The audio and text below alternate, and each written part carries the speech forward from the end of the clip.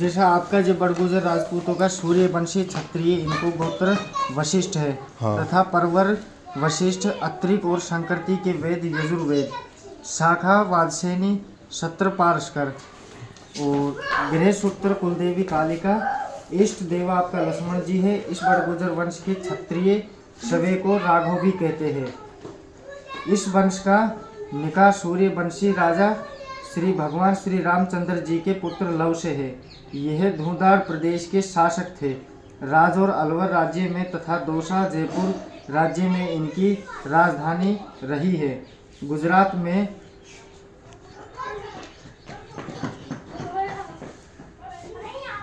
में वाल्मीकि का राजा शिलादित्य अयोध्या के महाराजा श्री रामचंद्र जी के पुत्र लव का वंशज था।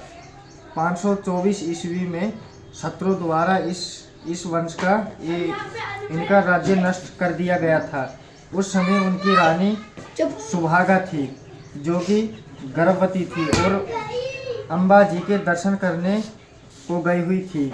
जब उसे अपने पति राजा शिलादित्य के मारे जाने की खबर मिली तो वह मेवाड़ से नागदा आ गई।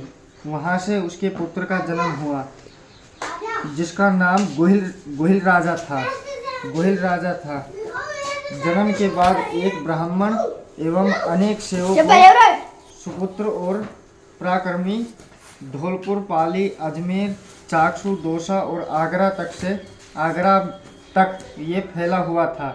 गोहिल का समय 568 ईस्वी में आसपास माना जाता है। राजा गोहिल के राजा के वंशजों में से किसी एक वंशज ने 593 ईस्वी को लगभग राजौरगढ़ को अपनी राजधानी बनाकर वहां रहने लगे। उसके बाद पूर्वज गुजरात से आए थे। राजौर में बसने के कारण राजौर भी कहलाए और साध्वी रघुवंशी होने के कारण अपने नाम के पीछे राघव लिखने लगे। राजौर के बड़गुजर की संख्याएं देवती, माचड़ी, दौसा और तिरवाड़ा, कोलाश्वर, शंकर गढ़, भानगढ़ और सीकरी तक फैली हुई थी, जहां उनके छोटे छोटे राज्यों कायम हो गए थे। इस समय उत्तर भारत पर सम्राट हर्षवर्धन का राज्य था जिसकी राजधानी कन्नौज थी। वर्तमान अलवर जिले के टेहला अंतर्गत एक गोलाकार पहाड़ी प्राकृतिक दुर्गा के समान है। वहां बड़गुजर शासकों का दूसरा बनाए गए मंदिर कदम पर इसी क्षेत्र में कन्नौज के प्रतिहार साम्राज्य के समय 2 शिलालेख मिले।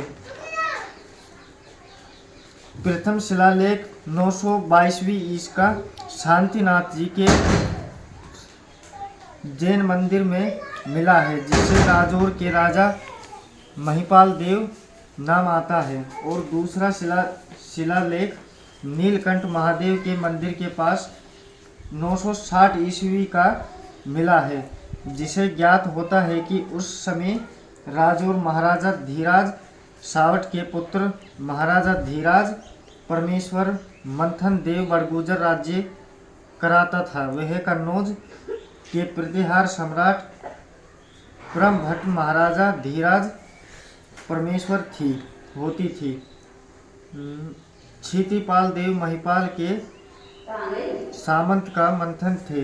बड़गुजर कन्नौज के प्रतिहार सम्राट महिपाल के बड़े समूहों में से एक था। दौसा का आधा क्षेत्र में बड़गुजर के अधिकतर में और सेठ का इलाका मोरा के चौहान शासक को दौसा का आधा क्षेत्र बड़गुजरों के अधिकतर में थे और शेष इलाका मोरा के चौहान शासक को अधिकतर। वे नवजर के राजा सेठ देव कछुआ के पुत्र दुल्हेराय का विवाह मोराई के चौहान शासक रावण सिंह की पुत्री से हुआ। चौहानों और बड़गुजरों में अनबन थी। वे एक दूसरे के गांव दबाने में लगे थे। अतः रावण सिंह के अपनी सहायता हेतु दूल्हे राजा कछुआ के नवर से बुलाया और चौहानों एवं कछुआओं ने मिलकर बड़गुजरों से दोसा उनके हिस्से का क्षेत्र छीन लिया। आधा क्षेत्र जिस पर पहले से ही चौहानों का अधिकार था, वह भी उन्होंने अपने दम से दुल्हारे कछुआ को दे दिया। इस प्रकार दोसा के पूरे क्षेत्र पर दुल्हेरे कछुआओं का अधिकार हो गया। दोसा वाले अपने भी बंधुओं की सहायता के लिए देवाती के बड़गुजरों की आई थी, किंतु वे चौहानों और कछुआओं की सम्मिलित से शक्ति के आगे हार कर वार्थ से जाना पड़ा कि वहाँ से कुछ बड़गुजर छत्री राजा खेड़ा के पास आए थे। वहाँ पर से जागीर पाई थी। कस्बा बड़गुजरों की कुछ बड़गुजर गद्दी मेहंदोली से मेहंदवार शब्द पड़ा। फिर इन्होंने गांव नौगांव मेहंदवारों की बसाई जी त्यारे नौगांव मेहंदवार की बसाई बाजना सिलावट जी सब नौगांव। फिर जी अपनी जी कुल देवी कालिका मानी जाती चामुंडा आशापरी।